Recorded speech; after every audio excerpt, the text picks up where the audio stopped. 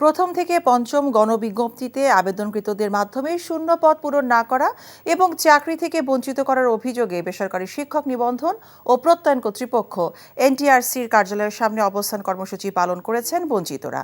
সকাল থেকে এনটিআরসির কার্যালয়ের সামনে অবস্থান নিয়ে কর্মসূচি পালন করেন প্রথম থেকে 12তম শিক্ষক নিবন্ধন পরীক্ষায় উত্তীর্ণরা।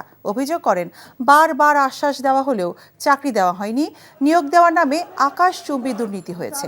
অনৈতিকভাবে যেসব বৈষম্য সৃষ্টি করে নিয়োগ দেওয়া হয়েছে তার সুষ্ঠু বিচার, বিভাগীয় তদন্ত কমিশন গঠন করে দোষীদের দৃষ্টান্তমূলক শাস্তির দাবি জানান ভুক্তভোগীরা।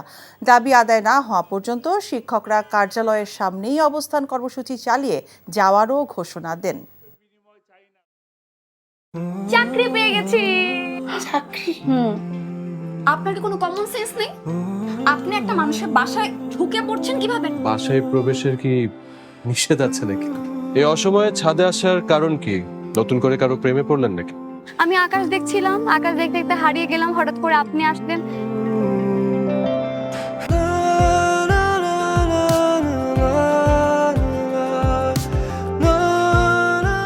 তুমি এখানে কেন?